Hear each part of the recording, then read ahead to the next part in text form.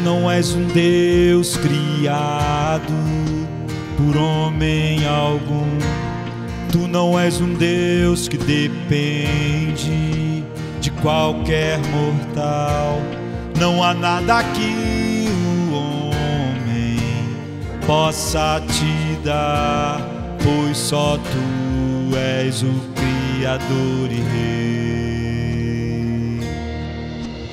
Tu somente és Deus, tu início não tens, no trono estás, Senhor, eterno é o teu saber. E eu sei, em dias claros ou não, reinando tu estás, controlas tudo, Pai. Quem contenderá contigo? És o poder, só tu és o Rei que reina. Amém. Romanos 8, 28 até o 30 diz: e sabemos que todas as coisas contribuem juntamente para o bem daqueles que amam a Deus, daqueles que são chamados segundo o seu propósito. Porque os que dantes conheceu, também os predestinou para serem conformes à imagem do seu Filho, a fim de que ele seja o primogênito entre muitos irmãos. E os que predestinou, a esses também chamou, e aos que chamou, a estes também justificou, e aos que justificou, a estes também glorificou. Nós, no último mês inteiro, mais de um mês, meditamos sobre as doutrinas da graça, passamos tanto tempo aqui em Romanos 8. Hoje eu quero fazer uma pergunta ao ler esse mesmo texto, que tantas vezes nós lemos. Qual é o efeito disso em nosso culto? Qual é o efeito disso em nossos encontros para exaltar a Deus, estarmos diante da palavra? Antes de eu falar sobre isso mais diretamente, eu quero que vocês pensem no culto público, no que é o culto público, para depois falarmos sobre o efeito que essas verdades têm sobre ele. Ninguém ensinou mais sobre devoção privada do que os puritanos. Os puritanos é uma geração de gigantes. Houve homens na terra, todas as gerações, como os puritanos, mas a quantidade, de homens de Deus, desse calibre de revelação, escrevendo e pregando no mundo, nunca houve igual. Foi uma era de gigantes. É inacreditável o que Deus fez naqueles dias através deles, e cada uma parte da vida deles, eles falaram sobre a vida devocional como ninguém, e viveram isso intensamente como ninguém jamais viveu. Cada parte da vida foi exaustivamente saturada pela palavra de Deus, ao máximo que você possa imaginar. Então sua devoção privada tinha essa dimensão, e eles, as obras deles são gigantescas, em tamanho, em conteúdo e em quantidade. Você não acredita que homens que viveram 28 anos, 32 anos, quando você olha a obra que eles deixaram, você não acredita que alguém que morreu com 28 anos de idade poderia ter deixado aquilo. Eles não viveram muito, viveram numa época de perseguição, morte, martírio, e deixaram essa obra gigantesca em tamanho, conteúdo, quantidade. Por exemplo, o comentário de John Owen, que é o maior puritano, o maior teólogo puritano europeu. Nós vamos pensar na América assim, Jonathan Edwards, mas John Owen, o comentário de John Owen do livro de Hebreus tem 8.000 páginas, não é?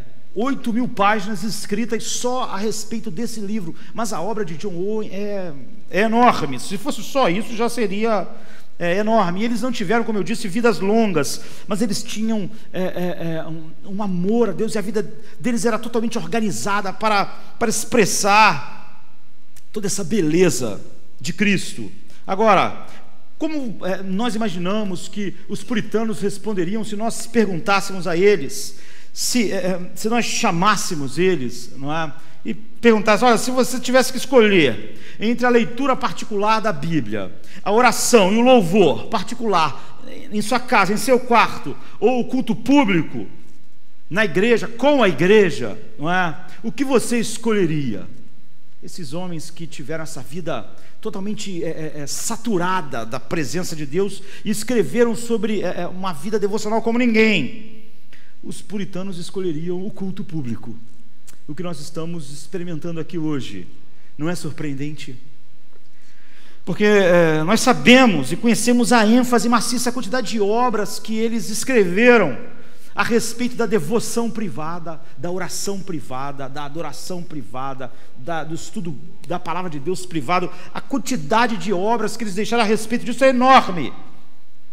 Mas ainda assim eles avaliavam realmente que o culto público tinha um peso muito maior em relação a essa devoção privada das nossas vidas. Por exemplo, um puritano famoso, David Clarkson, nasceu em 1622, morreu em 1688, se eu não me engano. Ele era amigo de John Owen, então ele conviveu com John Owen, e tem uma obra incrível também. E ele depois foi o sucessor de John Owen, quando John Owen morreu. Ele pregou um sermão no Salmo 87, verso 2, que diz assim: o Senhor ama as portas de Sião, mas mais do que todas as habitações de Jacó. O Senhor ama as portas de Sião mais do que todas as habitações de Jacó. E ele intitulou o sermão dele, o Clarkson, de adoração pública deve ser preferida à adoração privada.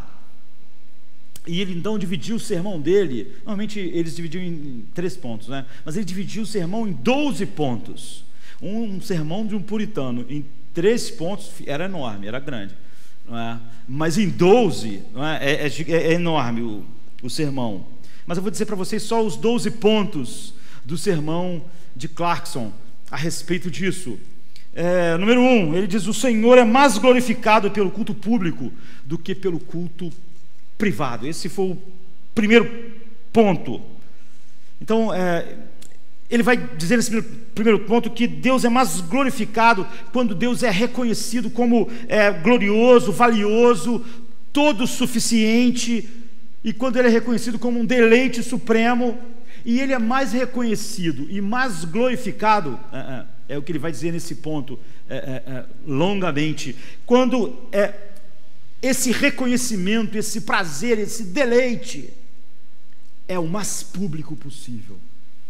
Quanto mais público, quanto mais fica evidente para o mundo inteiro o quanto Deus é glorioso para nós, valioso, deleite, mais Deus é glorificado. Por isso que o primeiro ponto do sermão dele foi: o Senhor é mais glorificado pelo culto público do que pelo culto privado. Em segundo lugar, o segundo ponto era a mais da presença de Deus, do Senhor, no culto público como esse do que num culto privado. Ele diz que Deus está mais presente com o seu povo no uso do culto público de uma maneira especial do que no culto privado, mais constantemente, mais efetivamente, mais intimamente, porque você pode ver Deus, ele diz, pelo um prisma de várias cores, em como Deus age na vida de uma gama diferente de pessoas que ele resgatou por sua graça, e como que de forma surpreendente ele mudou pessoas tão diferentes e fez dela o corpo de Cristo. E quando nós, os redimidos, estão reunidos, então, a essa multiforme beleza de Deus manifesta na vida de todos os santos. Então, ele diz que nós vemos algo mais profundo da multiforme sabedoria de Deus na salvação e na glória de Deus, na maneira com que ele age em todos os redimidos. E quando eles estão juntos, pessoas com histórias diferentes, que foram resgatadas de vidas diferentes, mas da mesma escuridão, para o louvor da glória da sua graça. Em terceiro lugar, ele diz que Deus se manifesta mais claramente no culto público do que no privado. Ou seja, você tem uma compreensão mais profunda de Deus. Assim, ele se move. Por exemplo, ele cita que em Apocalipse Cristo se manifesta no meio das igrejas locais. Em quarto lugar, o quarto ponto de Clarkson, né, é que a vantagem mais espiritual no uso do culto público para todos os redimidos. Ele diz: qualquer que seja o benefício espiritual que cultuar a Deus, palavra, adoração, oração, tenha, e que você encontra isso nos momentos de devoção particular, na sua casa, no seu quarto, é esperado muito mais, e você tem muito mais na adoração pública, quando é utilizado, é óbvio, corretamente esses meios. Por exemplo, Efésios 4, 12 e 15, ele cita: queremos o aperfeiçoamento dos santos para a obra do ministério, para a edificação do corpo de Cristo, até que todos nós cheguemos à unidade de fé e ao conhecimento, cheguemos juntos do Filho de Deus, a homem perfeito, à medida da estatura completa de Cristo. Em quinto lugar, o culto público, ele diz, é mais edificante do que o privado. O privado, você fornece, edifica a si mesmo. Tudo diz respeito à edificação, à alegria, mas em relação a você mesmo. Mas Clarkson diz: no culto público, você faz o bem, você abençoa o corpo de Cristo. A tua presença, como diz Hebreus, é um estímulo para os outros, para a vida dos outros, para viver para a glória de Deus. Você abençoa só com a sua presença o resto dos santos, como Hebreus diz. Você faz o bem pleno do Evangelho, tanto para si mesmo como para os outros. Você é uma fonte de bênçãos, o que não acontece, Clarkson diz, no culto privado. Em sexto lugar, o culto público é a melhor garantia contra a apostasia na sua vida, contra você ser atingido por enganos que vêm da cultura, da nossa própria mente, sabe, do mundo que nós vivemos. E Clarkson diz: todo aquele que rejeita o culto público, ou faz dele algo pequeno em sua vida, ou esporádico, independente dos meios particulares que ele goste, da sua devoção privada, ele está em perigo de apostasia sempre. E ele cita, por exemplo, esse capítulo mesmo de Efésios 4, 12, 16, que diz: querendo o aperfeiçoamento dos santos para a obra do ministério, para a edificação do corpo de Cristo, até que todos cheguemos à unidade de fé, ao conhecimento do Filho de Deus, a homem perfeito, à medida da estatura completa de Cristo. Para quê? Ele diz: para que não sejamos mais meninos inconstantes, levados em roda por todo vento de doutrina, pelo engano dos homens que com astúcia enganam fraudulosamente, antes, seguindo a verdade, como igreja, juntos, em amor, cresçamos em tudo naquele que é o cabeça, Cristo, do qual todo o corpo bem ajustado. Vai falar a respeito disso. Clarkson diz: você não é bom para falar a verdade para você mesmo. Quando você está privadamente com a palavra, raramente você confronta e corrige você mesmo. Você não é bom para ser confrontado pela verdade em você mesmo, como você é quando está junto, e você é livre de todos os enganos, muito mais poderosamente através do culto público e da proclamação da palavra, assim, com o corpo de Cristo, do que só.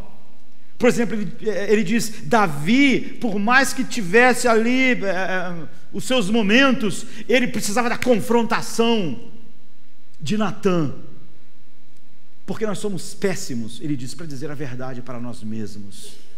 Nós procuramos nos poupar, nós precisamos crescer juntos assim no corpo de Cristo. Em sétimo lugar, o Senhor trabalha as suas maiores obras em culto público: conversão, regeneração, edificação dos santos. Todas essas coisas acontecem muito mais no culto público, diz ele, do que em momentos privados, de devoção privada. E como eu disse, os puritanos, ninguém falou mais sobre devoção privada do que eles.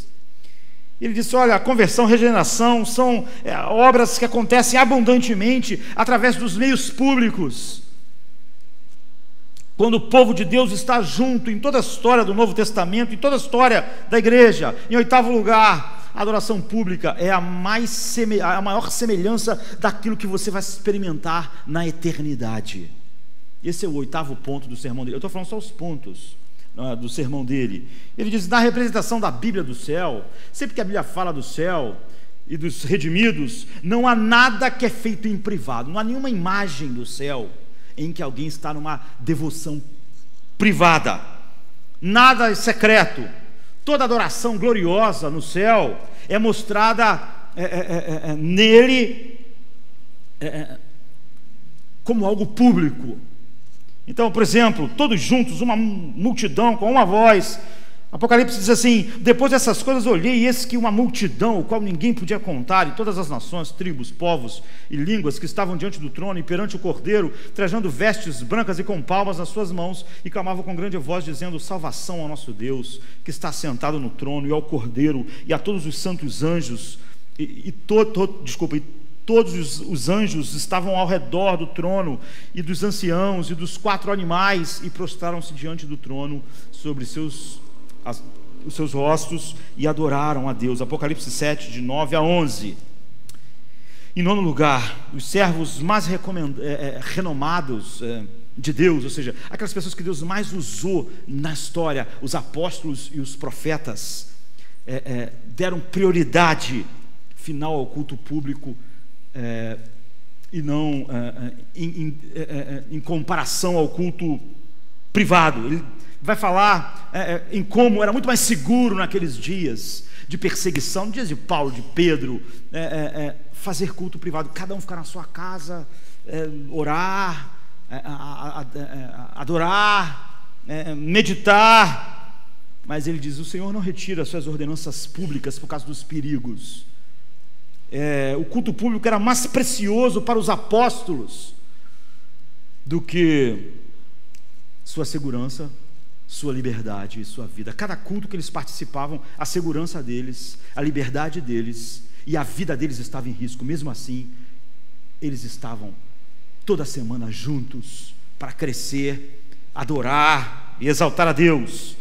E 10º lugar, a adoração pública é o melhor meio para a aquisição das maiores misericórdias e prevenções e remoções dos maiores julgamentos e aflições. Nós somos edificados, consolados de maneira muito mais poderosa junto com o corpo de Cristo, é o que ele vai dizer, em nossas provações, aflições, do que na devoção privada. Em 11º lugar, o precioso sangue de Cristo é mais exaltado na adoração pública.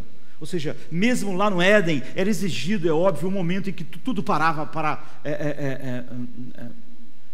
todos os afazeres paravam para se contemplar Deus e a beleza de Deus junto. Mas a pregação pública do Evangelho e a administração da Santa Ceia tem uma dependência necessária da morte de Cristo. Então é óbvio que o precioso sangue de Cristo é mais exaltado na adoração pública do seu povo. E em 12º lugar, em último lugar, último ponto do sermão dele, as promessas de Deus são dadas mais para o culto público do que o privado. Ele diz: todas as promessas da Bíblia ao culto público e privado, e tem as suas, até as promessas que são feitas também para o culto privado são muito maiores, abrangentes na adoração pública. O sermão de Clarkson foi enorme, mas o que você vai ver em todos os puritanos é que uma profunda devoção em casa, sozinho, palavra, adoração, oração, leva a essa visão e esse anseio da adoração pública, porque ela é muito maior do que a privada. Portanto, antes de pensarmos no culto, temos que pensar como o culto público ocupa esse lugar, e nunca quando alguém tem uma dificuldade ou tem uma baixa visão do culto público, é porque tem uma vida privada muito grande com Deus. Você vê, nunca houve uma geração como os puritanos, e nem que escreveram sobre devoção privada como os puritanos. No entanto, eles exatamente por causa disso, porque essa devoção foi da palavra de Deus, eles viam o culto público também correndo riscos, né?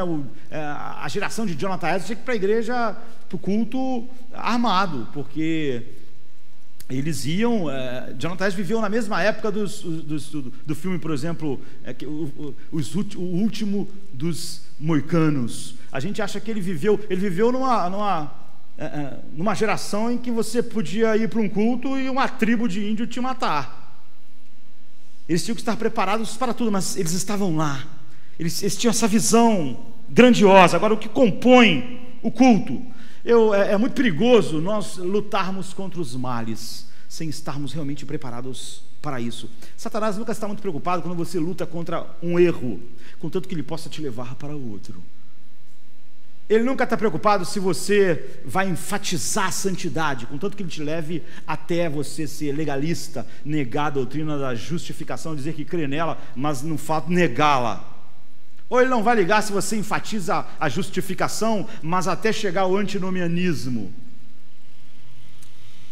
Combater um mal sempre exige que nós tenhamos um equilíbrio bíblico para realmente lutarmos pela verdade de Deus. Os puritanos, para escreverem obras magníficas sobre a devoção privada, não perderam a visão daquilo que o culto público é e como ele é preferível, indispensável sobre o culto privado. Você tem que ter uma tremenda vida de culto privado, mas isso vai te levar a ver como o culto público tem uma dimensão maior. Você vê, eles combateram um mal que era a falta de culto privado, e sempre que alguém faz o oposto, na verdade, é só uma desculpa. Quem não tem essa visão grandiosa do culto público, não tem um culto privado adequado. Então, poucas coisas na igreja foram mais distorcidas do que, por exemplo, a música, o cântico, porque ele pode virar mero entretenimento e algo que acaba sendo oposto da exaltação da majestade de Deus. Ele pode virar negócio, ele pode virar uma plataforma para artistas, e ele pode ser só um lugar onde fãs vão ver os seus ídolos. Ele pode virar uma estratégia missional para atrair jovens. Tudo isso é totalmente diabólico e errado. E há perversões incríveis sobre o canto, mas essas mesmas perversões estão sobre a pregação. Na verdade, eu diria que as perversões na adoração são fruto da perversão na pregação. É só um resultado, ou seja, você não resolve o problema da perversão na pregação dizendo, olha, vamos cuidado com a pregação, vamos parar a pregação. Pregação está levando à perversão. É óbvio que a pregação da nossa geração é pervertida, e que nós precisamos resolver como isso? Com mais pregação, com grandes pregações.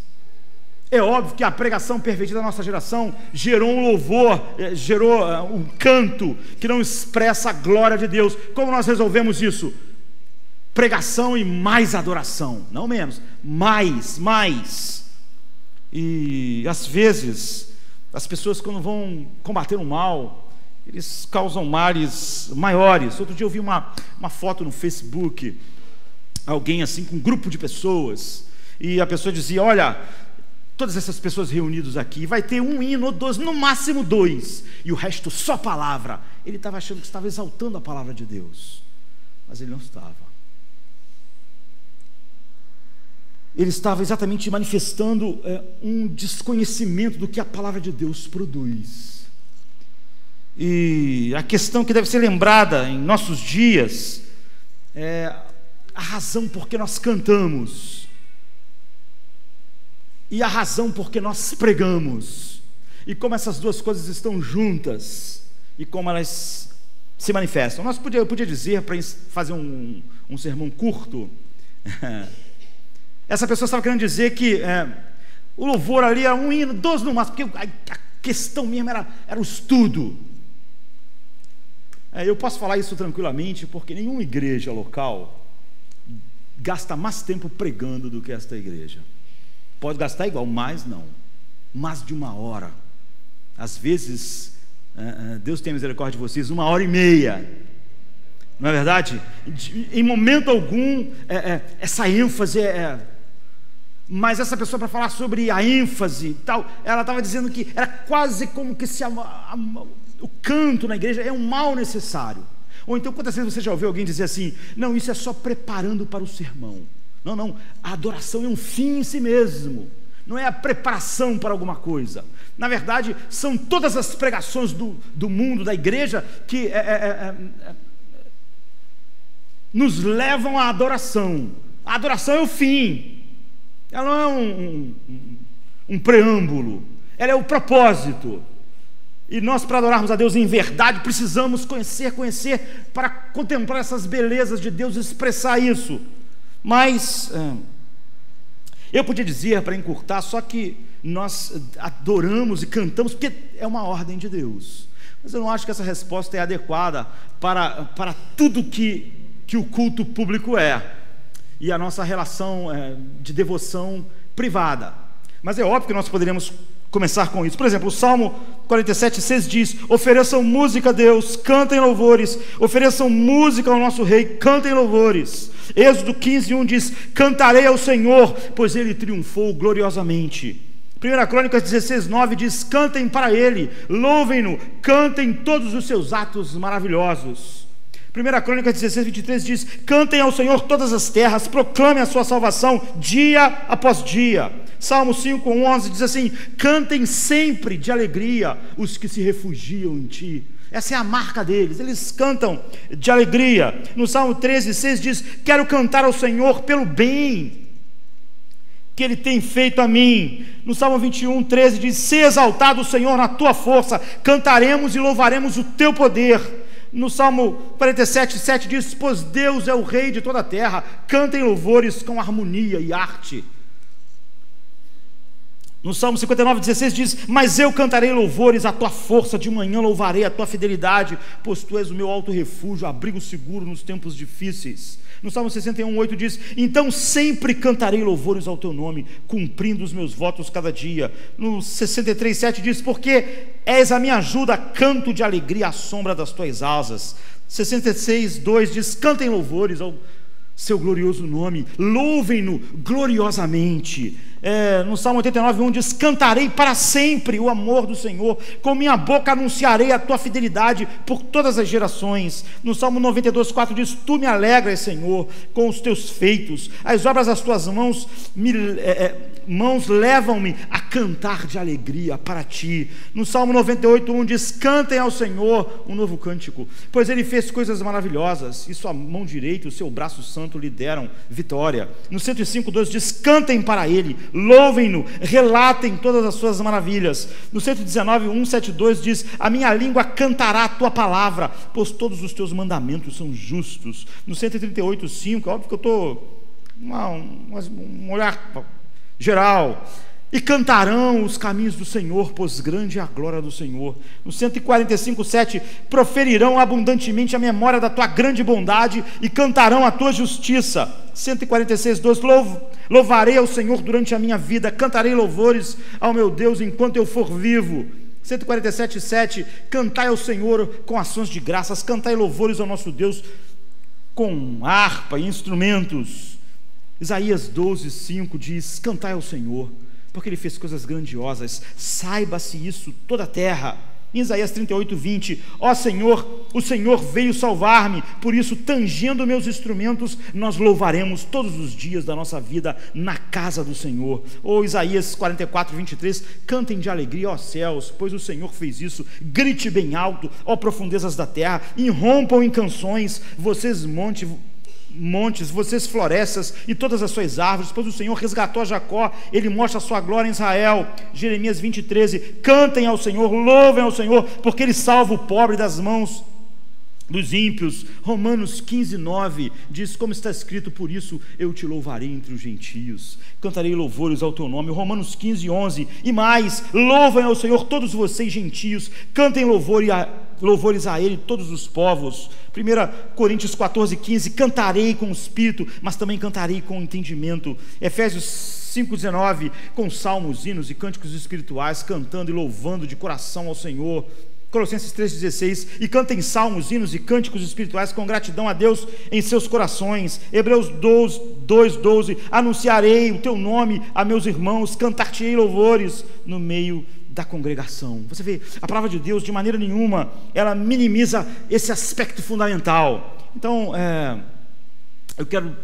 por que é assim, o culto público tem essa proeminência, e por que há duas coisas que o compõem basicamente? Olhe para a história da igreja, olhe para aquilo que deve ser o nosso culto. Nós temos música, pregação, música, pregação, música, pregação, é isso, é essa.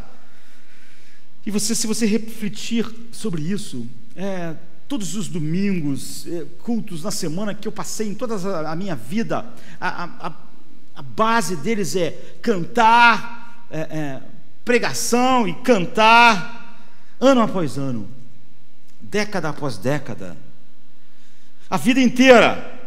E parece-me que todas as coisas para nós se resumem em cantar, pregar, cantar, pregar, cantar, pregar, cantar. Nossos cultos não tem mais nada aqui em Jardim da Luz, porque é isso que compõe. Nós cantamos, pregamos, cantamos, ou seja, nós temos música, mensagem, música, mensagem, música, mensagem, música no domingo, na quinta, no domingo de manhã, e música e alguém fala. Existem outras coisas que ligam tudo isso, oração fervorosa ligando essas coisas, pregação da palavra e cântico, mas a estrutura básica é essa, ano após ano, a nossa vida inteira, até a morte, pregar, cantar, pregar, cantar, cantar, pregar. Agora, pense, nenhuma outra tentativa do homem, nenhuma outra religião na terra tem isso. Isso é exclusivo. Pregar, cantar, cantar, pregar. Os muçulmanos não fazem isso, sabe? Os hindus não fazem isso, nem os sikhs, nem os judeus. Ninguém faz isso. O judaísmo não faz isso, o confucionismo não faz isso, os budistas não fazem isso. Mesmo no culto materialista, você não tem isso. Por exemplo, vai ser apresentado um novo aparelho da Apple. Sempre tem o que está acontecendo aqui, assim, alguém vai apresentar, tem um palco, tem um público, aí o cara aparece lá no negócio, o novo aparelho, o que o aparelho faz, as coisas incríveis, que o novo iPhone, sabe? Vamos pensar que quantas vezes você já viu o Steve Jobs no lançamento, né, antes de morrer, apresentando, falando, dando a palestra, mas no final ninguém levanta e canta, e canta, e canta. Não acontece isso. As pessoas até acham interessante, é legal, quero ter um desse, incrível isso, mas ninguém no final levanta e começa a cantar e cantar. Isso não acontece. Essa coisa não acontece. E só o cristianismo faz isso. Sabe como a gente leu, por exemplo, em Apocalipse 7, 9 e 11, depois dessas coisas eu olhei, e eis que uma multidão, a qual ninguém podia contar, de todas as nações, tribos e povos e línguas, estavam diante do trono e perante o Cordeiro, trajando vestes brancas e com palmas nas mãos, e clamavam com grande voz. E aí a adoração começa, a salvação ao nosso Deus que está sentado no trono e ao Cordeiro. E todos os santos anjos estavam ao redor do trono. Então a gente precisa olhar para isso, porque isso pede uma explicação. Por quê? Só o cristianismo, só a promessa dele na velha aliança da vinda de Cristo gera isso, não é? Porque nós nos reunimos ano após ano, toda semana, mais de uma vez por semana. Por que nós temos esse anseio? Porque temos essa visão correta, como Clarkson falou do culto público, e o que nós temos é mensagem, música, mensagem, música. Por que a gente faz isso? Nós já vimos, Deus mandou. Mas é óbvio que quando nós pensamos no impulso de ouvir a palavra e cantar e ouvir a palavra, só a ideia de estar obedecendo uma ordem não expressa aquilo que isso é, apesar de que essa é uma realidade, há um mandamento. Então nós temos que pensar isso, porque nenhum de nós deve gostar de fazer coisas que nós não sabemos a razão, não é? Nós sempre devemos querer fazer coisas que tem uma razão para a gente fazer isso. Nós nos reunimos a vida inteira e, como Clarkson disse, precisamos disso o máximo possível. Nada da devoção privada, apesar dela ser fundamental e ser uma evidência da vida espiritual, substitui ou chega à altura do que é o culto público. Nós não devemos fazer nada num lugar se nós não soubermos por que é feito, não é? Nós não podemos fazer coisas, eu, por exemplo, não gosto de fazer coisas só porque todo mundo está fazendo. Todo mundo está fazendo, mas qual é o propósito disso que todo mundo está fazendo? É por isso que muitas pessoas acham que pode deixar de fazer. Porque se ele faz algo que só porque todo mundo está fazendo, ele pode chegar à conclusão de que é melhor não fazer aquilo. É por isso que alguém pode dizer assim, olha que maravilha aqui, um hino e sermão, um hino e acabou. Esse negócio de hino, no máximo, acabou. Ele pode achar isso. Por que ele pode achar isso? Porque se você só está fazendo o que todo mundo está fazendo, você pode deixar de fazer o que todo mundo está fazendo, se você não tem uma base para fazer o que você está fazendo. Então, eu e todos nós devemos gostar de fazer coisas que têm uma conexão com a realidade última, que é Deus e sua glória infinita. E se nós não encontrarmos uma razão para isso, as coisas perdem significado. A coisa precisa ter uma raiz da onde ela flui e ter um propósito, um alvo aonde ela chega. E essa raiz e esse alvo final é que determinam o seu valor. Então eu gosto de saber de onde as coisas vêm e para onde elas nos levam, porque é isso que faz de fato você estar cultuando a Deus. As coisas ganham significado se elas têm uma base, uma raiz em Deus, e tem um propósito final em Deus. Se uma coisa não tem essa raiz em Deus, um propósito final em Deus, ela não tem propósito para nós fazermos. Alguém pode perguntar: você precisa ter uma razão para tudo? Tudo que você faz precisa ter uma razão? Nós não podemos simplesmente fazer as coisas que sempre foram feitas sem ter uma razão. Não, porque o nome existe. Nós podemos fazer coisas sem razão, sem uma razão para fazer, podemos. Mas o nome disso, por exemplo, na natureza, no nosso mundo, o nome disso é instinto. É fazer coisas por instinto. Quem faz algo por instinto não tem uma razão, não é? Você vai ver na natureza o tempo todo isso acontecendo. Baleias fazem coisas por instinto, águia, pássaros, em geral, enfim, os animais, eles fazem coisas por instinto. Eles perguntarem qual é a razão disso, por que você faz essas coisas? Ele não tem uma razão, ele faz aquilo por instinto. E eles fazem coisas incríveis, fazem coisas surpreendentes por instinto, né? Tem migrações inacreditáveis por instinto.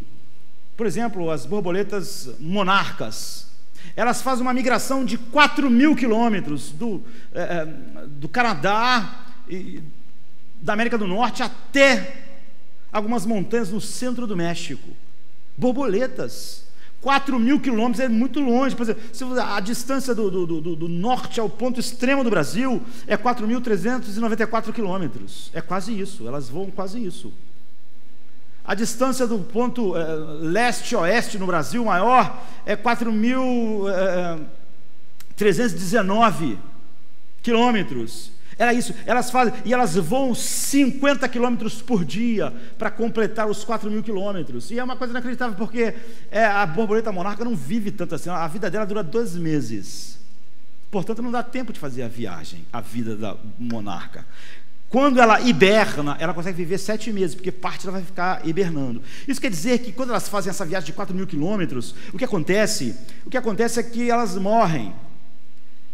E as que voltam não são as que foram, sabe? E às vezes as que chegam de volta lá no Canadá, nos Estados Unidos, são as netas das que foram por outro lado. Agora, o que ninguém entende é como essas que são só netas das outras sabem voltar para o mesmo lugar. A ciência tenta estudar se é um magnetismo da Terra, se é a posição do Sol, mas o fato é que ninguém entende como borboleta pode fazer isso. Se vocês me explicarem como chegar a Madureira, eu vou errar. Entende? Com GPS, Ismael fica perdido pela cidade. Agora, as monarcas, as netas das que foram, sabem voltar para o mesmo lugar. Isso é incrível, isso é instinto, isso é maravilhoso. Mas isso não tem nada a ver conosco, sabe? Isso é lindo, porque elas são, tudo isso que a gente falou, são animais. Elas fazem coisas incríveis, mas não há uma razão. Mas nós, eu e vocês, não somos animais. Nós não fazemos coisas por instinto. Nós somos criados à imagem de Deus.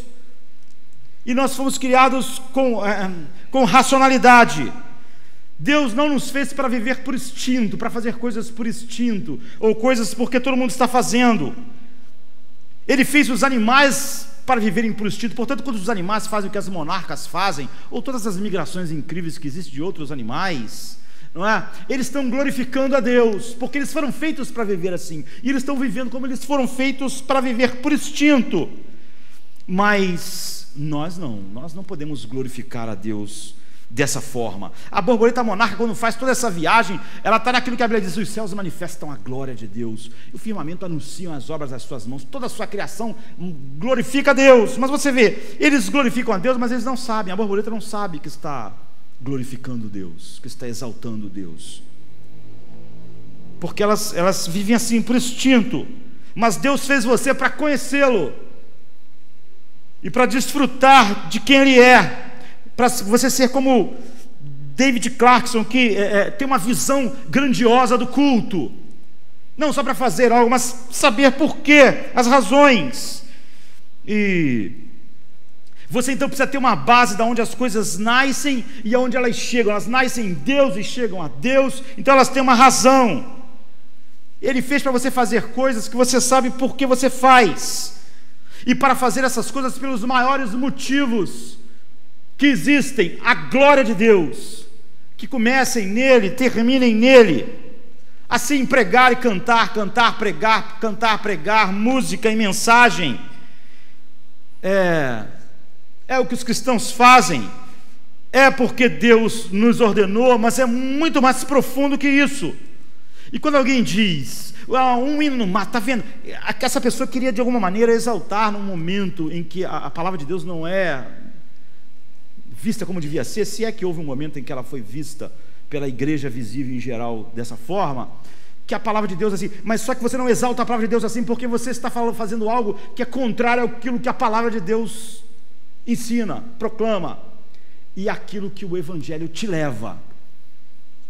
Então eu quero meditar a respeito disso no tempo que nos resta. Há uma realidade ampla a respeito disso e uma mais particular. Então, o cantar. Por que existe o cantar? Porque, como nós vimos, nada mais é assim. Palavra, cântico, sermão, cântico, cântico, sermão, e essas duas coisas juntas. Você não pode dizer que isso aqui pode ser menor, menos, e aquilo maior. Não é uma questão de preferência, é uma questão de evangelho. Isso acontece em primeiro lugar porque o evangelho é uma notícia. Não é um clube de pessoas que debatem ideias ou uma matéria que é estudada. Por exemplo, eu estava lendo no mês passado um livro de T.H.L. Parker, escrito há muito tempo, sobre uma biografia de Calvino, excelente, foi escrita em essa edição que eu li, desculpa, é de 75, e ele explora então as realizações de Calvino contra o pano de fundo dos tempos turbulentos, da perseguição que ele experimentou, e ele explica a teologia de Calvino, analisa as suas principais obras, os insights de Calvino sobre pregação, e tem um trecho que diz assim, eu não sei se o livro existe em português: nada é mais característico da teologia da reforma, que a reforma, a atividade da igreja, partes da atividade da igreja tem sido negligenciada, e a reforma trouxe de volta, como o canto e a adoração congregacional. Isso está longe de ser, ele está falando sobre um ensino de Calvino, simplesmente um momento agradável, não é? Para banhar a vida dura, não é? Então ele diz assim: nós já vimos que em 1537, uma das 4 bases para a reforma da igreja foi o canto congregacional, a adoração comunitária. Vimos no sentido em que Calvino coloca o cantar como uma das coisas que fazem parte do cerne da igreja, em sua teologia da igreja. E a razão não é difícil de encontrar, diz o autor, porque a igreja é o lugar onde o evangelho é pregado. Essa é a razão. O evangelho é uma boa notícia, e boa notícia faz pessoas felizes, e pessoas felizes cantam. E pessoas infelizes também cantam na esperança dessa alegria infinita de Deus, porque os salmos, ele está dizendo aqui, os salmos têm lamentos. Você vai ver que tem salmos que é um canto que canta o sofrimento que o homem está vivendo, mas não é uma celebração da tristeza, não é uma celebração da lamentação, pelo contrário, é o canto de quem vê em Deus a alegria última que vence todas as tristezas. Então, nessa biografia ele está falando sobre o que aconteceu lá na Reforma, no resultado de todas aquelas doutrinas que nós estávamos meditando. Então, por que então que há essa coisa canto, palavra, canto, nessa dimensão? Porque o Evangelho é notícia. Em outras palavras, o cristianismo não é uma filosofia que a gente se senta aqui, discute, fala sobre ela, olha que interessante, olha que profundo, olha que bom, e aí vai embora. Você vê, é totalmente diferente do que você falar sobre qualquer outro assunto. Antes do Evangelho ser teologia, antes de ser uma ética, um modo de viver, o cristianismo é uma notícia incrivelmente maravilhosa para os fracos, os indefesos, os indignos, os pecadores. Não é como uma aula de química, por mais incrível que seja, você não tem vontade de levantar e cantar. Você levantar e cantar a respeito daquela coisa, debate. Isaías 49 diz: Tu, ó Sião, que anuncia boas novas, sobe a um monte alto, tu, ó Jerusalém, que anuncia boas novas, levanta a tua voz fortemente, levanta, não temas, e diz às cidades de Judá: Eis aqui está o vosso Deus. É isso aqui, é pregação. E ela gera isso, ela gera exultação. Ou então Isaías 52:7: Quão formosos são sobre os montes os pés do que anunciam as boas novas, que faz ouvir a paz do que anuncia o bem, que faz ouvir a salvação do que diz a Sião: o teu Deus reina. É sobre isso que é a pregação. O teu Deus reina.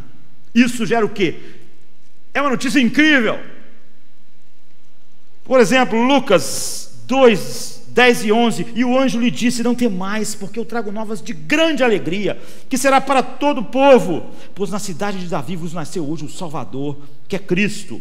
Então o cristianismo tem um caráter de notícia, e não só de notícia, de uma notícia sobre todas as notícias que o mundo já ouviu. Alguma coisa aconteceu, um fato, são fatos. Alguma coisa aconteceu em algum lugar. Quando, por exemplo, chegou a notícia de que a Segunda Guerra Mundial tinha acabado, o mundo entrou em celebração, em festa.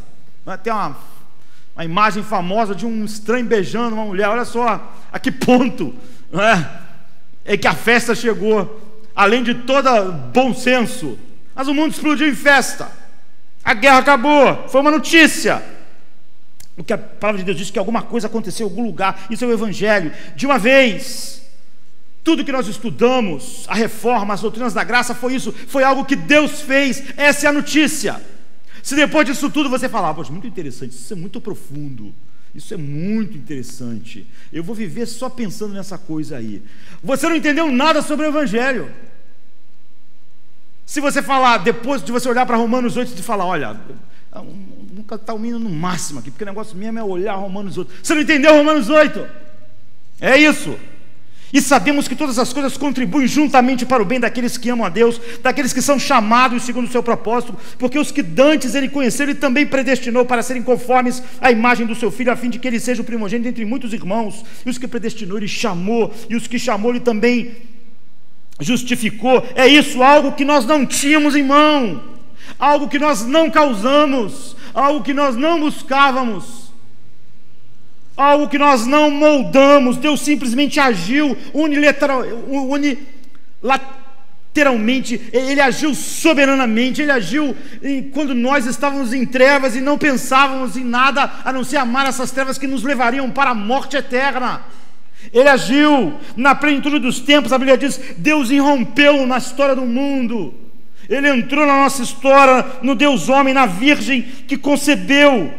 Gálatas 4,4 diz: Mas quando chegou a plenitude dos tempos, Deus enviou o seu Filho, nascido de mulher, nascido debaixo da lei. E Deus irrompeu a história, Ele viveu a perfeição que eu precisava viver para poder estar diante de Deus. Ele viveu essa vida perfeita para que essa vida fosse atribuída a mim.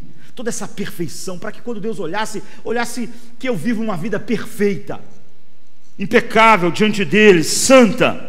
E Ele sofreu o castigo merecido pelo seu povo. Ele sofreu todos os castigos que eu merecia por toda a eternidade. Toda a ira caiu sobre Ele. Ele levantou da morte com uma vida indestrutível, e essa vida indestrutível dele agora é minha também. Eu estou nele, na morte e na ressurreição. E então Ele derramou o seu Espírito sobre mim.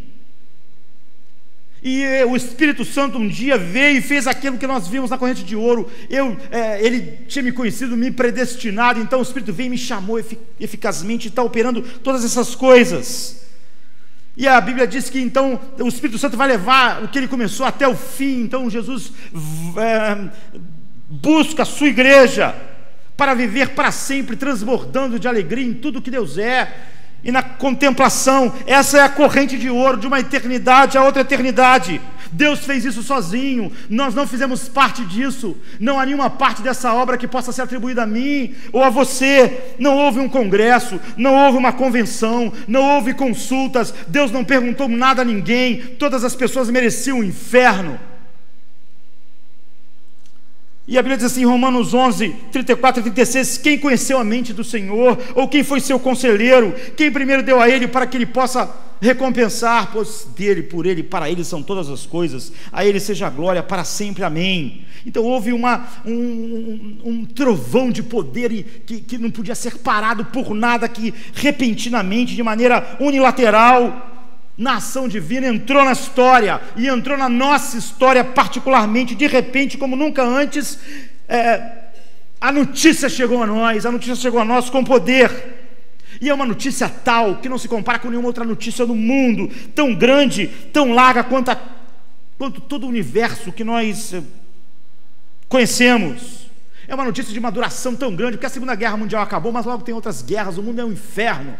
Mas isso não é uma vitória que estabelece um reino eterno, que estabelece que todos aqueles que estão em Cristo estão seguros para sempre, para desfrutar para sempre tudo que Deus é agora em Cristo. É uma notícia que tem uma relevância que cobre todo o tempo e global, para toda tribo, língua, nação, de todos os lugares, de todas os lugares onde Deus chama o seu povo. É uma notícia de grande alegria. É por isso que nós pregamos essa notícia, e é por isso que nós cantamos essa notícia. É por isso que, por ser notícia, nós não só falamos. Por mais de 2000 anos, a igreja tem provado que o verdadeiro cristianismo, ao contemplar a verdade na palavra, não pode ser simplesmente ensinado, ou palestras, ou analisado, ou explorado, ou discutido. Não, a gente se reúne para discutir o cristianismo, ou compartilhado e debatido. O cristianismo deve ser, o evangelho deve ser anunciado, é uma notícia, e ele deve ser pregado. Então a igreja criou, o Espírito Santo na igreja criou uma maneira de comunicar o evangelho que não existia. Ele cria a sua própria forma única de exultação expositiva. A pregação da palavra é uma exultação sobre a notícia do evangelho. Não é uma aula de geografia, história e química, por mais interessante, ou a apresentação que o cara mais capaz da época pode fazer no iPad. Não é. Por isso que o ambiente acadêmico, mesmo quando fala sobre Deus, é chato. Não há exultação expositiva da boa notícia. Na maior parte das vezes é um monte de gente analisando coisas como se estivesse analisando qualquer outra coisa no mundo.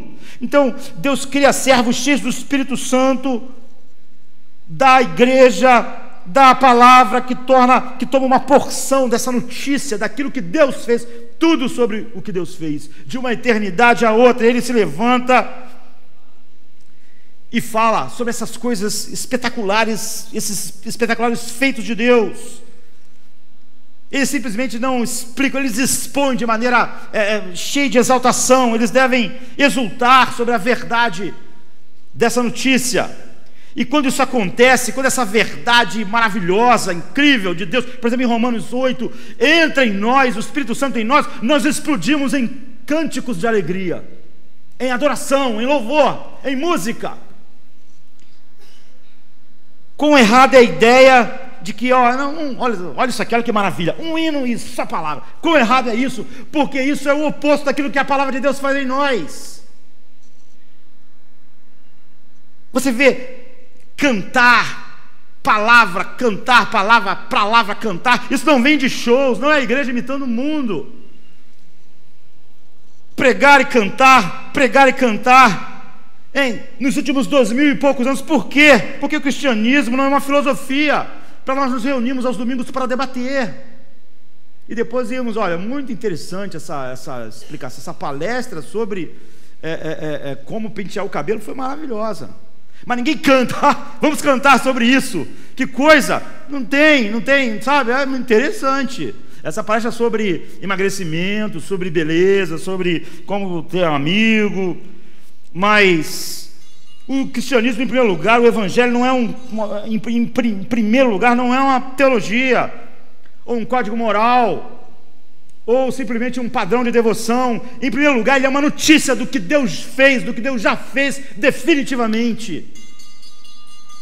Então havia, por exemplo, pastores que estavam nos campos próximos e durante a noite tomavam conta dos seus rebanhos. Aconteceu que um anjo do Senhor apareceu-lhe, e a glória do Senhor resplandeceu ao redor deles, e eles ficaram aterrorizados.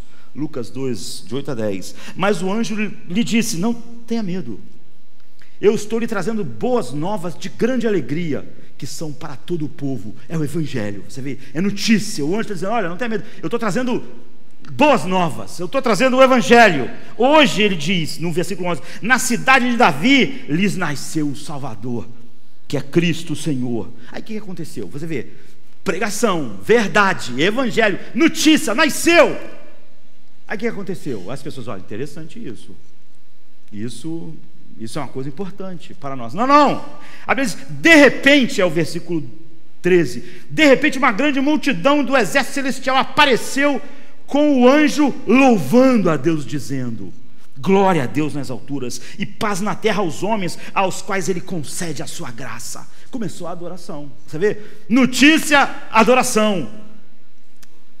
O plano de Deus, aquilo que Deus está fazendo, está, olha só, diante de nós. O que os anjos fizeram? De repente explodiram em adoração, louvor. Não apareceu o anjo dizendo: olha, um hino no máximo, para o anjo continuar falando mais um pouco sobre essa coisa, questão importante. Não, o evangelho é notícia, e a notícia daquilo que Deus faz, como nós vimos durante o mês inteiro em Romanos 8, sempre produz num coração que pode contemplar essa verdade, exultação.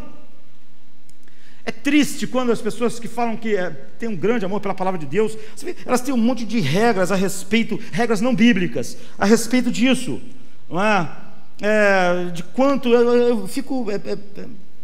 Como alguém pode olhar para o evangelho e depois escrever texto tipo assim: olha, o louvor, é importante que a pessoa do lado escute exatamente a voz do não sei o que. Isso é tudo ridículo. Essas regras é porque é como as pessoas, ou então a pessoa acha que a música do século XVI, do século XIV é melhor do que a música da agora. Tudo isso é patético. É porque as pessoas realmente acreditam que aquilo é um mal necessário, ou aquilo é só uma pequena introdução para a palavra. Ele não sabe que a exultação expositiva gera exultação de corações capturados pela notícia do evangelho. Então as pessoas têm um monte de regras porque elas estão querendo conter. Era como se nós falassemos assim: vamos pregar agora, mas cuidado, a gente tem que fazer assim, porque não sei o quê, porque isso aqui é perigoso, porque essa pessoa não tem uma visão da grandiosidade da palavra de Deus. Não, nessas pessoas não tem um de repente, como aconteceu aqui. O anjo está falando: olha, na cidade de Davi nasceu, tal. De repente, uma grande multidão do exército celestial apareceu com um anjo louvando a Deus, dizendo: glória a Deus nas alturas, paz na terra aos homens. Começaram a cantar, começou um grande coral de adoração a Deus, porque o evangelho é uma notícia, e é a melhor notícia que o homem já ouviu. Quando você ouve boas notícias, você reage a ela, você não fala: opa, importante essa notícia. Não, é uma grande notícia, caramba, como isso aconteceu, maravilhoso. Só que essa é a maior notícia do mundo, é um fato incrível. Deus entrou na história. Eu, que mereci o inferno, fui conhecido na eternidade, fui predestinado, no tempo eu fui chamado. Cada mensagem é um pedaço dessa grande notícia. Cada vez que nós meditamos sobre essas coisas, nosso coração irrompe em adoração, louvor. É por isso que essa é a história. Nenhuma outra religião é criada e sustentada por notícia. Deus agiu unilateralmente, sozinho, para salvar pecadores indignos. O que esses pecadores fazem quando pensam nessa notícia? Eles cantam, eles adoram, eles não conseguem conter a sua alegria. Eles estão espantados, eles estão maravilhados, eles não olham para a lista do que como, eles irrompem em louvor, cantando essa verdade de Deus. Pois aqueles que de antemão conheceu, esses também predestinou para serem conformes à imagem do Filho de Deus. Quem consegue tratar disso como um tema para ser debatido e tal, não tem os olhos abertos para isso. Você não diz, eu vou apenas analisar isso. Isso é muito bom. Vamos cantar uma música antes só para dar uma introdução, para a gente dar uma analisada. Não é isso que é o culto. O culto tem essa exultação expositiva da palavra de Deus e a exultação de corações que foram totalmente... estão totalmente maravilhados com essa notícia, da qual nós meditamos sempre. De repente uma grande multidão do exército celestial apareceu louvando a Deus. Todo esse canto, celebração, não vem de imitar a cultura. Não existiam shows. Os anjos não pensaram, vou fazer como o pessoal que faz. Os anjos não pensaram isso, sabe? Os anjos não estão imitando as pessoas do século 21. Eles estão fazendo o que eles fazem eternamente, quando contemplam essas grandiosidades a respeito de Deus. Eles irrompem em louvor. Paulo está dizendo, tudo coopera para o seu bem. E o que você diz? Interessante, isso aí é muito bom. Vamos debater um pouco sobre isso antes de ir para casa. Não, queridos, isso é um coração morto. Essa é a maior notícia que eu podia ouvir. Isso vai fazer eu cantar, não agora, não no domingo aqui em Jardim da Luz, vai fazer eu cantar daqui a 10 milhões de anos. Eu ainda vou estar olhando para a face de Cristo, maravilhado, sem entender como Deus pôde ter me amado e me resgatado, para desfrutar de tudo que Ele é em Cristo. Todas as outras religiões, e infelizmente muito do cristianismo também, é o seguinte: faça o seu melhor para Deus, reze suas orações, faça a boa, dê esmolas e faça a obra social, mantenha o seu jejum, faça a sua peregrinação, e Deus pode então salvar você se você merecer. Isso é boa notícia, isso é horrível. Isso não nos faz cantar, isso nos faz ficar... Tudo é um peso, toda religiosidade é um peso para nós, porque não há notícia nisso. Eu vou ter que fazer isso?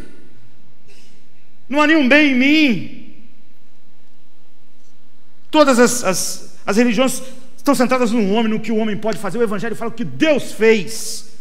Então, música e pregação e música, é por isso que nós fazemos. Essa é a questão geral, que vem lá do Velho Testamento, quando eles pensavam no Messias, irrompiam em cântico. Nos grandes feitos de Deus, irrompiam em cântico. Quando o Messias chega, os anjos irrompem em cântico. E nós, cada vez que meditamos sobre parte dessa notícia, irrompemos em adoração. E, em segundo lugar, a razão mais profunda é porque o presente que o Evangelho nos dá, a boa notícia, é que Deus é o presente que nós recebemos no Evangelho. Não é simplesmente um objeto para a nossa análise, palestra, fóruns, que nós achamos interessante. Outro dia eu estava vendo num canal especializado uma palestra sobre arte renascentista em Florença. Então o lugar era assim, incrível, eles ficaram falando umas 2 horas sobre isso. Eu dei umas bocejadas, achei algumas coisas interessantes, algumas coisas achei feio, mas também eu não entendo muito. Agora, isso não tem nada a ver com o culto, não é? E mesmo aquelas pessoas que estavam lá discutindo aquilo com interesse, não vi nenhum final levantar e cantar assim. Vamos cantar sobre esse quadro, vamos todos lá cantar. Não tem isso, acabou. Poxa, interessante, essa parte foi maravilhosa. Vou até ver se eu compro um quadro desse, ou uma cópia, se não tiver dinheiro suficiente. Mas o cristianismo não é totalmente diferente, não é? É algo único. Então, por que particularmente Jardim da Luz se reúne semana após semana para cantar, pregar, cantar, pregar? Primeiro, porque o culto público tem esse peso maior sobre a nossa devoção privada, como vimos Clarkson falando. E nós somos edificados em torno da pregação, e nós cantamos em razão da verdade dessa boa notícia. Então, a verdade é que o maior dom do Evangelho, dessa boa notícia, é a beleza do próprio Deus na face de Cristo. Nós não estudamos química, história, geografia assim, com exultação. porque nada é igual a isso, sabe? Por que nós cantaríamos depois da aula de filosofia? Não cantaríamos, mas quando nós vemos a beleza de Deus na face de Cristo, nós cantamos. Toda dificuldade é parar de cantar. É trágico quando alguém pensa sobre a verdade bíblica e diz: não, vamos cantar um hino, dois, olha que maravilha, um hino no máximo, e só a palavra. Que efeito essa palavra está produzindo nessas pessoas? É patético se nós, ditos reformados, manifestamos uma alegria e uma exultação em nossos cânticos tão deprimente como na maioria das vezes é. Agora, como é que a mensagem de Jardim da Luz, não é, semana após semana, tem um único foco: a beleza inigualável de Deus manifestada nessa boa notícia. E essa boa notícia então gera essa alegria, porque a alegria é o saborear dessa beleza de Deus na face de Cristo. Não é o aprendizado de uma matéria, não é o aprofundamento do nosso conhecimento, não é um hino para dar uma aberturazinha e o nosso estudo, não é isso. É a exultação sobre a beleza de Deus, vista na boa notícia que a palavra de Deus nos traz. Então, qual é o dom do Evangelho? É o dom da beleza do próprio Deus em Cristo. Essa é a única maneira de nós vermos a boa notícia e respondermos a ela. Por isso a Bíblia é assim, o apóstolo Paulo diz assim em 2 Coríntios 4, 3 e 4. Você vê, esse sermão é longo. Para nós falarmos sobre a importância final da adoração, nós não fazemos um sermão curto. Não é um sermão curto para ter música, nem pouca música para ter muito sermão. É exposição que exalta essa verdade de Deus, e adoração que expressa o coração maravilhado com esta verdade. Nossos novos corações. O apóstolo Paulo diz assim: mas se o nosso evangelho está encoberto, para os que se perdem está encoberto, porque o Deus deste mundo cegou o entendimento dos incrédulos, para não verem a luz do evangelho da glória de Cristo, que é a imagem de Deus. Então você se concentra nessa frase, no meio do versículo 4, a luz do evangelho da glória de Cristo, a luz do evangelho da glória de Cristo. Então você sabe que evangelho quer dizer boa notícia. Então você podia ler assim: a luz da boa notícia da glória de Cristo. Qual é a boa notícia que é pregada aqui? É a boa notícia da glória de Cristo. Você analisa isso e acha incrível. Você tem uma exultação quando você vê o evangelho é a luz da boa notícia da glória de Cristo. Qual é o que contém a notícia do evangelho? Por que ela é uma boa nova? Porque ela é sobre a glória de Cristo. Ela expressa a glória de Cristo. Outra versão diz a gloriosa luz da boa nova, a gloriosa luz do evangelho, a luz do evangelho da glória de Cristo.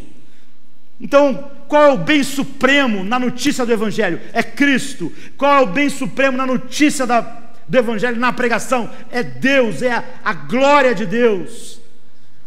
E a palavra glória, não é? É a glória, a manifestação visível da beleza, da santidade infinita de Deus. Então, glória e beleza, como também peso, estão juntas. Então seria a luz da boa notícia da beleza de Cristo. Cada pregação é um pedacinho da luz da boa notícia da beleza de Cristo. Você vê, não estamos olhando uma matéria, estamos olhando para a beleza de Cristo. Já viu algo belo, uma paisagem deslumbrante? Você chega lá, sei lá, nas cataratas do Iguaçu, no Grand Canyon, e você olha e diz: uau! E alguém diz: não, olha, só 1, 2 au aí, porque a gente vai analisar isso aqui. Esse cara é louco, não é? Não, olha só, isso aqui é deslumbrante. Não, mas aqui a gente não pode ficar nesses uau todo. Aqui é 2 uau, e agora a gente vai analisar a terra, porque é isso que a gente vai fazer aqui. Isso é maluquice, nós diríamos. Agora imagine você estar olhando a coisa mais incrível, a luz da glória de Deus, a beleza infinita dele na face de Cristo. Em outras palavras, Paulo está dizendo que a notícia unilateral do evangelho é do triunfo de Deus. Além de tudo que Deus é, o triunfo de Deus sobre o pecado, a ira, a morte e o inferno em Cristo. Por quê? O triunfo dele vindo a este mundo, vencendo a morte, o inferno, recebendo a ira, mostra a glória de Deus mais profundamente do que qualquer outra coisa. Por isso o Pai teve esse plano eterno, porque as belezas infinitas do caráter de Cristo não poderiam ser mostradas na sua plenitude. Assim, você poderia ver que Ele é um Deus poderoso, o Criador de tudo, mas como é que você saberia que Ele é humilde? Você poderia saber que no contexto da perfeição do céu, Ele obedecia ao Pai, mas como é que você saberia que Ele obedeceria ao Pai até a morte? Como é que você poderia compreender o amor infinito do Pai para com o Filho? Como é que você poderia compreender a beleza do caráter de Cristo, que Ele é o leão e o cordeiro, que Ele é todo poderoso, mas Ele é manso e humilde de coração, que Ele é o Senhor de tudo, mas Ele se alegra em obedecer, que Ele é o Senhor e Criador de todas as coisas, mas Ele se alegra em não fazer a sua vontade, mas a vontade do seu Pai. Não há nenhum contexto no seu Evangelho que você possa ver a beleza de Deus tão profundamente. Essa é a razão porque Ele fez o plano.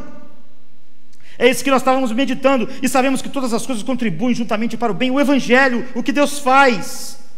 Agora, olhe para o versículo 6, onde Paulo usa a mesma linguagem e faz algumas mudanças. Diz assim: porque Deus que disse que das trevas resplandecesse a luz, é quem resplandeceu em nossos corações para a iluminação do conhecimento da glória de Deus na face de Cristo. Então você vê os paralelos. No versículo 4, Paulo falou: a luz do Evangelho da glória de Cristo. É a boa notícia da beleza infinita de Cristo. E no versículo 6 ele diz: a luz do conhecimento da glória de Deus, do Pai. Essas duas coisas são glórias diferentes, são glórias separadas? Não é?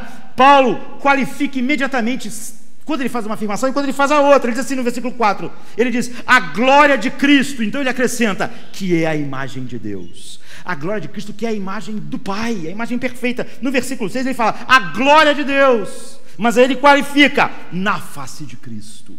Você só pode vê-la na face de Cristo.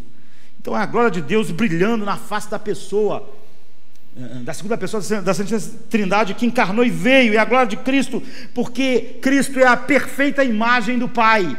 O Evangelho dá isso, é isso que o Evangelho traz, essa é a essência da boa notícia. Seu Evangelho é a boa notícia da beleza de Cristo, a beleza mais deslumbrante, a beleza incriada e infinita. Isso gera em quem? Em nós? Exultação expositiva. Nós expomos essas verdades com exultação no coração. E o que isso gera nos nossos corações? Adoração, cântico, não só agora, mas por toda a eternidade.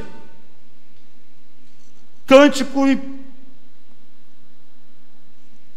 olhar juntos para o Evangelho. O Evangelho é a boa notícia da beleza de Deus, porque o próprio Deus resplandece na face de Cristo.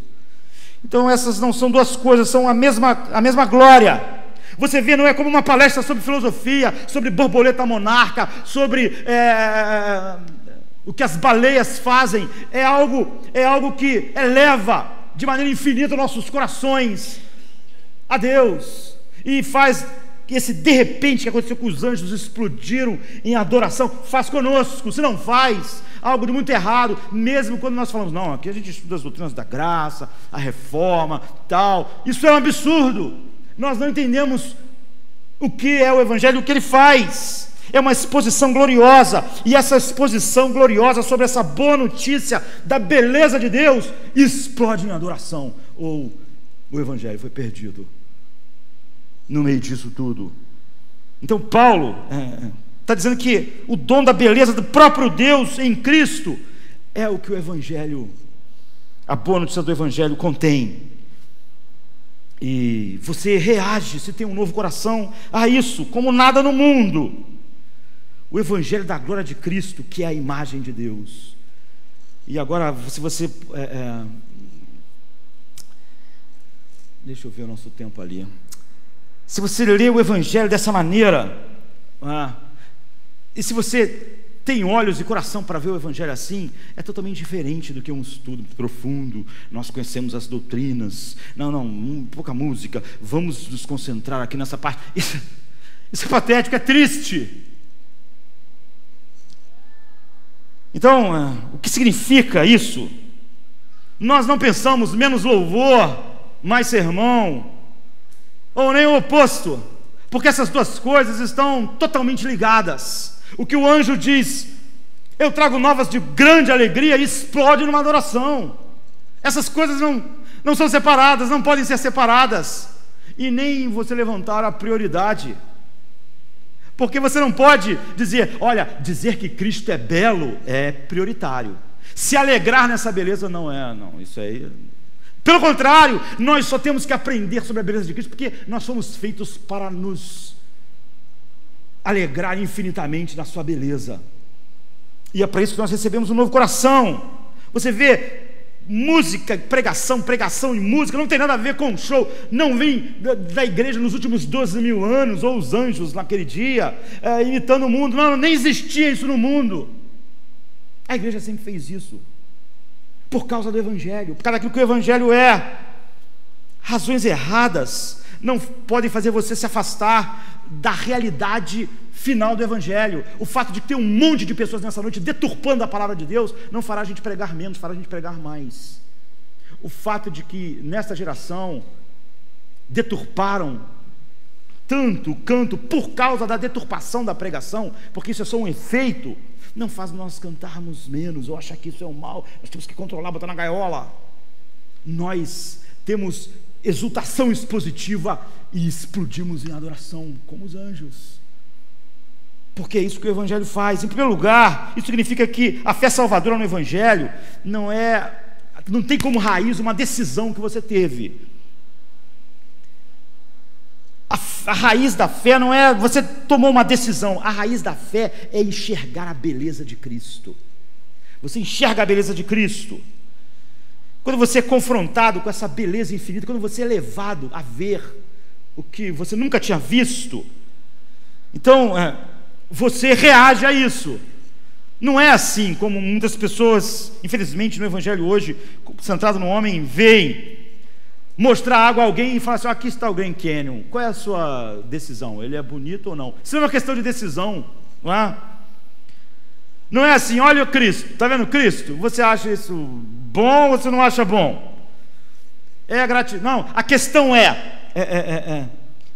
Cristo, você vê Cristo no Evangelho tão bonito, tão lindo, que é mais gratificante, causa a alegria mais profunda no teu coração do que qualquer outra coisa no mundo. A questão é essa, porque isso é que é festa salvadora. Quando alguém te mostra um quadro, igual eu estava vendo lá a arte renascentista, a palestra, e a pessoa pergunta, esse quadro é feio ou bonito? Espera aí que eu vou decidir. Isso não existe, eu acho feio, eu acho bonito.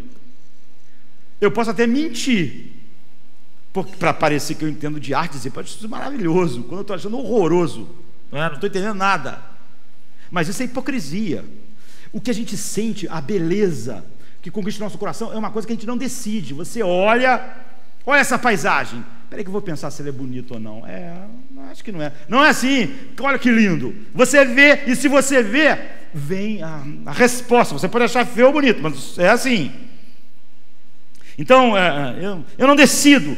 A decisão que nós fazemos, motivado pela beleza de Cristo, é algo que é um reflexo de eu ter visto essa beleza, que o homem natural não vê. Então, a beleza, como beleza, tem a ver com a condição, a beleza de Cristo tem a ver com a condição dos olhos da sua alma, da minha alma. Você tem olhos da alma, né, para detectar, perceber e provar a presença da beleza de Cristo. Se você tiver, você vai sentir. Se você ver a beleza de Deus, da glória de Deus na face de Cristo, você vai saborear essa beleza. Você não toma uma decisão a respeito disso. Você não olha uma paisagem para decidir se ela é bonita. Você é impactado pela beleza dela ou não. Você pode decidir todo tipo de coisas na sua vida depois que você vê, não é? Mas você não decide e não a tua decisão não faz você ver ou faz você achar bonito ou feio, belo ou não, maravilhoso ou não. Então,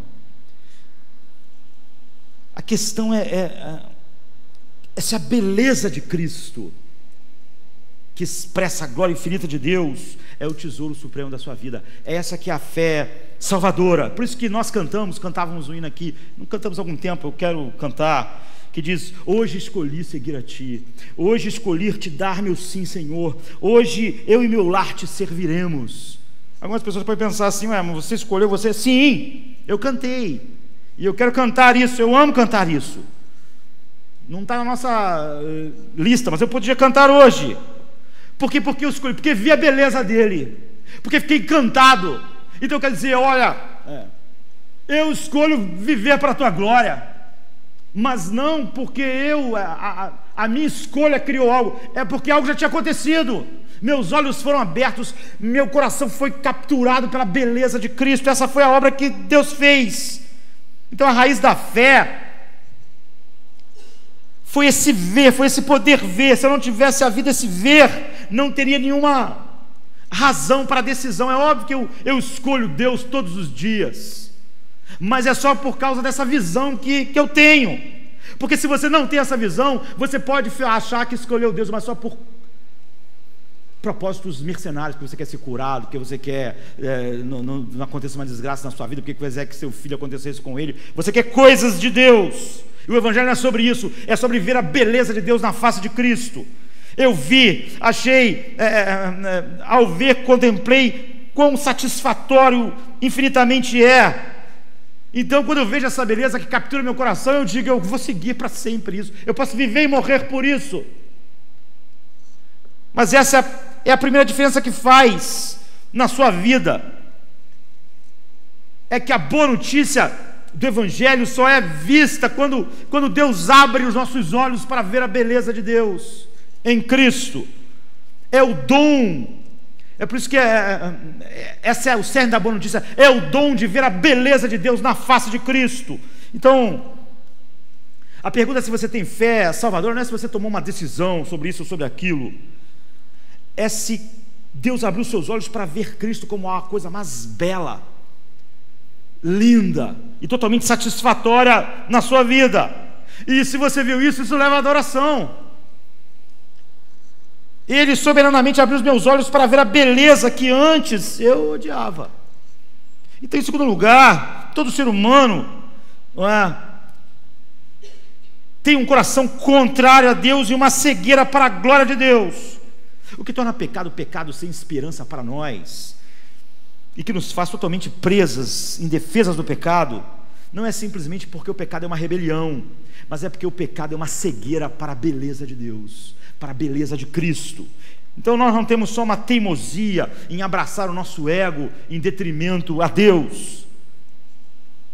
Nós temos, mas essa teimosia ela gera em nós um estupor, um vazio, um torpor, e nós estamos totalmente incapazes de ver a beleza de Deus. Então Paulo diz assim: o Deus deste século cegou, isso é crucial, a mente, o entendimento dos incrédulos. Para quê? Para que não resplandeça a luz do Evangelho, da glória, da beleza infinita de Cristo, que é a imagem de Deus. Você vê a cegueira onde está, é na mente, que é incapaz de ver o que é a beleza, não são os fatos do Evangelho. Os fatos do Evangelho todos os homens, todos os incrédulos veem, mas não resplandece sobre ele a luz da beleza infinita de Deus, porque para isso os homens são cegos. O que torna a nossa condição pecaminosa tão devastadora é que nós somos cegos para essa glória, cegos para a beleza de Cristo, enquanto achamos beleza em todas as outras coisas que não é Ele. Podemos olhar diretamente para Ele quando lemos a Bíblia, podemos sentar, fazer reuniões, debates, você pode ouvir 1000 vezes pregações sobre Romanos 8, ler Romanos 8, ler todo Romanos, e você não vê a beleza infinita de Deus, vê aquilo ali, você entende, mas a tua mente foi cegada para ver a beleza infinita de Cristo. Que tipo de cegueira é essa? Não é uma cegueira que te impede de ver os fatos objetivos de todas essas doutrinas, de Cristo ter vindo ao mundo, porque o diabo também vê essas coisas, ele sabe dessas coisas, essas verdades, por exemplo, maravilhosas de Romanos 8. Não é a cegueira que impede você de pensar, debater, até discutir a respeito disso, a favor ou contra.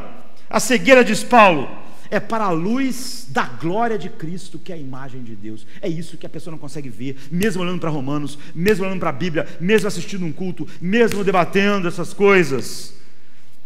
Você ainda pode ver o Evangelho, você pode ver os fatos, você pode ver Cristo no Evangelho, mas você não vai explodir em adoração, porque você não vê a beleza infinita de Deus na face de Cristo. Está cego, é isso. Mas a Bíblia diz que o que acontece? Quando você vê essa beleza, acontece isso que aconteceu nessa proclamação dos anjos. De repente, uma grande multidão explodiu em adoração, porque eles estavam vendo glória a Deus, eles estavam vendo essa glória infinita de Deus manifesta, mas você não pode vê-lo como algo totalmente glorioso, belo e satisfatório, se Deus soberanamente não abrir seus olhos. Então a razão para a cegueira não é que nós somos impotentes peões na mão de Satanás simplesmente, mas que nós nos juntamos a Satanás para odiar a luz. Nossa cegueira está enraizada na nossa rebelião contra Deus. Jesus diz assim em João 13, 19 e 20: e a condenação é essa, que a luz veio ao mundo e os homens amaram mais as trevas do que a luz. Por quê? Porque suas obras eram mais. Porque todo aquele que faz o mal odeia a luz e não vem para a luz, para que as suas obras não sejam reprovadas. É isso, a raiz da nossa cegueira não é que nós somos vítimas das trevas, é que nós somos amantes das trevas. Todos os homens nasceram assim. A raiz da nossa cegueira não é que estamos impedidos de ver a luz, mas é que nós não gostamos da luz, nós fugimos da luz, porque nossas obras e aquilo que nós amamos são reprovados pela luz, e nós gostamos dessa escuridão, nós amamos as trevas, e de fazer coisas que só nas trevas elas podem ser feitas, sem nossas mentes serem bombardeadas pela reprovação que a luz traz, sabe, a verdade da soberania de Cristo sobre as nossas vidas e todas as coisas, e portanto nossa cegueira é censurável. Não é como dizem os advogados de defesa, que remove a nossa culpa. A nossa cegueira é a nossa culpa, porque a nossa escuridão é aquilo que nós amamos. Então a aplicação disso é que a verdade é confrontada pela verdade de Deus, e a nossa rebelião contra Deus flui dessa cegueira, e essa cegueira é parte do nosso amor para as trevas. Em terceiro lugar, o que nós recebemos no Evangelho é o dom de ver a beleza de Deus em Cristo. Significa que a nossa conversão é um milagre. Nenhum de nós poderia ver isso naturalmente. Deus abriu nossos olhos, os olhos do nosso coração, para ver essa beleza toda satisfatória, infinita de Deus, da beleza de Deus na face de Cristo. Então Paulo diz assim, 2 Coríntios 4:6: porque Deus, que disse que das trevas resplandecesse a luz, é quem resplandeceu em nossos corações para a iluminação do conhecimento da glória de Deus na face de Cristo. Esse é o remédio de Deus para nós. Ele removeu a cegueira do nosso entendimento. Então nossa conversão é um milagre, é resultado de eu ter visto essa beleza, porque eu fui curado dessa cegueira. Então Paulo retrata Deus como fazendo a mesma coisa que ele fez quando ele chamou o mundo das trevas e disse: haja luz, e criou tudo. Nós estávamos na escuridão, nós não podíamos ver Deus nem como algo glorioso, nem Cristo como algo totalmente desejável e satisfatório. Então Deus um dia chegou para nós e disse: haja luz, e de repente nós vimos a beleza de Cristo, e isso fez a gente irromper em adoração. Não é discutir uma teologia simplesmente, ou fatos, não. Deus em Cristo apareceu totalmente lindo para nós. Aquilo que antes nós odiávamos, capturou, porque nós éramos cegos para essa beleza, mas agora não somos. Ele nos deu luz do conhecimento da glória de Deus na face de Cristo para os nossos corações, e todo o assunto foi resolvido. Depois é óbvio que eu decidi fazer um monte de coisas em relação a essa beleza que dominou a minha vida, porque eu vi Cristo como extremamente lindo, e vi esse poder fui totalmente cativado pela beleza infinita de Cristo, e totalmente satisfatória, de tal maneira que nada pode me afastar dele. É isso que é a perseverança dos santos, é essas coisas sendo operadas em nós. Isso significa ser salvo. Jesus uma certa vez perguntou: quem dizes que eu sou? Quem dizes que eu sou? Isso Judas respondeu, mas ele não podia responder aquilo que um coração regenerado pode responder, porque Judas era um ladrão, ele amava o dinheiro, o poder, e Jesus podia ser bom e bonito para Judas só se ele fosse útil, como Jesus pode ser bom e bonito para muita pessoa se Jesus for útil, se ele vai ter dinheiro na minha vida, se vai me curar, se vai fazer alguma coisa. Não é a beleza de Cristo, é útil. Isso Judas podia ver, mas Pedro teve uma impetuosidade, apesar de Pedro falhar tanto, ainda ser tão imaturo e ter que crescer tanto. Ele era um grande amante da beleza de Cristo. A Bíblia diz que Pedro respondeu assim em Mateus 16:16: tu és o Cristo, o Filho do Deus vivo. Satanás também já disse isso. que Jesus era o Filho do Deus vivo. Você vê, não é isso, não é essa a cegueira. A cegueira não é você não... Satanás sabe que Jesus é o Cristo, o Filho do Deus vivo, o Deus todo-poderoso. O que Pedro está dizendo não é essa mesma coisa que Satanás está vendo. Ele está dizendo, você é a pessoa que nós esperávamos a vida inteira. Você é a realização final dos nossos corações. Você cumpre todas as nossas esperanças. Você é a fonte de todo canto em nossa vida, de toda celebração. É isso que tu és. Você vê isso, é abrir os olhos para ver a beleza de Cristo, é ver graça, é ver a beleza infinita. Então Jesus respondeu, bem-aventurado és tu, Simão Barjonas, porque não foi a carne nem o sangue que te revelou isso. A carne e o sangue pode te mostrar fatos do Evangelho, pode te falar sobre Romanos 8, mas não pode te revelar essa beleza infinita de Deus, que está manifestada através disso, mas só quando Deus abre os nossos olhos. Simão Pedro ainda era imaturo, ainda ia cair, ia amadurecer, mas Jesus disse, essa beleza que você vê, totalmente satisfatória, não é carne nem sangue que te revelou, mas meu Pai, porque só Deus pode dizer das trevas que brilha a luz, para alguém ver esta beleza. Foi Deus que disse, Pedro, para que a luz brilhasse nas tuas trevas, é que brilhou no teu coração, para que você visse e tivesse o conhecimento da glória do Pai, da beleza infinita dele na minha face. É um milagre você ver, é o maior milagre da história, por isso nós cantamos. A conversão é um milagre, é um dom espiritual de Deus, de nós podermos ver a sua beleza em seu Filho, na face do seu Filho. Nós não conseguimos conter isso, nós queremos cantar isso para o mundo. É como os anjos dizendo, vos nasceu um rei, e eles explodirem em adoração. É a maior notícia que o mundo jamais vai ouvir, vai nos fazer cantar daqui a milhões de anos no céu, que dirá agora? É uma notícia espetacular. Esse que eu vos trago nova de grande alegria, é uma notícia de grande alegria. Toda a pregação é simplesmente parte dessa notícia sendo explicada, e ela redunda em grande adoração, o que significa que a nossa fé, em sua raiz, não é uma decisão, mas é uma visão de Cristo, da sua beleza infinita, que é um dom de Deus. Abriu, o Deus desse mundo cegou os homens para essa beleza. O homem vê a beleza na escuridão, ama a escuridão, mas não nós. Você vê o cântico explode. A adoração não é algo que a gente faz antes da mensagem, não é cantar 2 músicas para pregar, não é quanto menos melhor. Isso é coisa de quem não viu a beleza de Deus. É contrário a toda pregação. Toda pregação aqui em Jardim da Luz que eu prego é para que vocês explodem a adoração num coração totalmente satisfeito, encantado pela beleza de Cristo. Se isso não acontecer, ela é um fracasso, porque precisa que nessa pregação dessas doutrinas maravilhosas o Espírito Santo tenha aberto nossos corações para isso. É por isso que às vezes eu não gosto, as pessoas gostam de conferência, por exemplo. Então quando eu às vezes viajo, às vezes no mesmo dia tem 4 mensagens, 4 pregações, e pouca resposta a isso, sabe? Exultação. Então às vezes conferência, tem um cara canta o hino lá, cantou, depois prega alguém, depois canta o hino e prega outra pessoa, depois prega outra pessoa. Não se parece com olhar a verdade de Deus, explodir em adoração, em canto, maravilhado, em um uau, isso é lindo, isso é belo, isso é maravilhoso. Não é isso, é interessante. Eu quero debater mais sobre isso, olha como eu entendo mais sobre isso. Não cara, isso é deslumbrante, é a beleza de Deus. Olha, a beleza de Deus na face de Cristo, essa é a boa notícia. Deus é o dom que o Evangelho dá, é ter os olhos abertos para essa beleza.